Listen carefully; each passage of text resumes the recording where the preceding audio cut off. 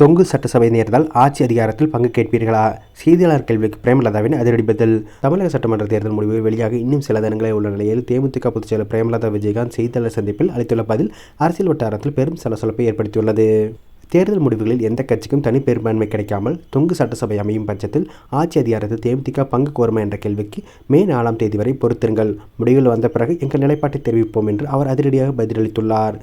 இந்த பதில் தேமுதிக தற்போது கூட்டணியில் இருந்தாலும் தேர்தல் முடிவுக்கு பிறகு தனது பேரம் பேசும் சக்தியை அதிகரிக்க திட்டமிட்டுள்ளதை அப்பட்டமாக காட்டுகிறது. தேமுதிகவின் இந்த நிலைப்பாடு குறிப்பாக திமுக தலைமையிலான கூட்டணிக்கு ஒரு முன்கூட்டி எச்சரிக்கையாகவோ அல்லது முதல் குடைச்சலாகவோ பார்க்கப்படுகிறது.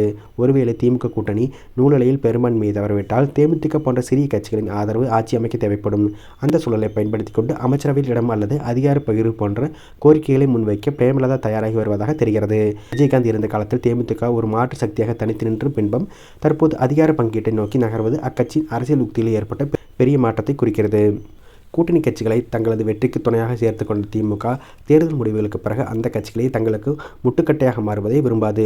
குறிப்பாக தேமுதிக போன்ற கட்சிகள் ஆட்சி அதிகாரத்தில் பங்கு கேட்டால் அது திமுகவின் தனித்த ஆதிக்கத்திற்கு பெரும் சவாலாக அமையும். ஏற்கனவே எக்ஸிட் போல் கணிப்புகள் பல முனை போட்டியாக சுட்டிக்காட்டும் நிலையில் சிறிய கட்சிகளின் இத்தகைய வெயிட் அண்ட் வாட்ச் தந்திரம் பெரிய கட்சிகளை பதற்றமடைய செய்துள்ளது. பிரேமலதாவின் இந்த மௌனமும் மே 4ஆம் தேதிக்கு பிறகு சொல்கிறேன் என்ற பதிலும் ஒருவேளை அதிமுக அல்லது இதர மாற்று சக்திகளுடனும் கைகோர்ப்பதற்கான வாய்ப்புகளை திறந்து வைத்துள்ளதோ என்ற சந்தேகமும் எழும்புகிறது.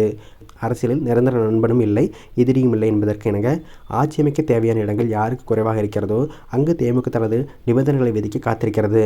இது வெறும் அதிகார ஆசை மட்டுமல்ல, கடந்த சில தேர்தல்களில் இழந்த தனது செல்வாக்கை மீட்டெடுக்கும், கட்சியை தக்க வைக்கும் தேமுதிக எடுக்கும் ஒரு தற்காப்பு முயற்சியாகவும் பார்க்கப்படுகிறது.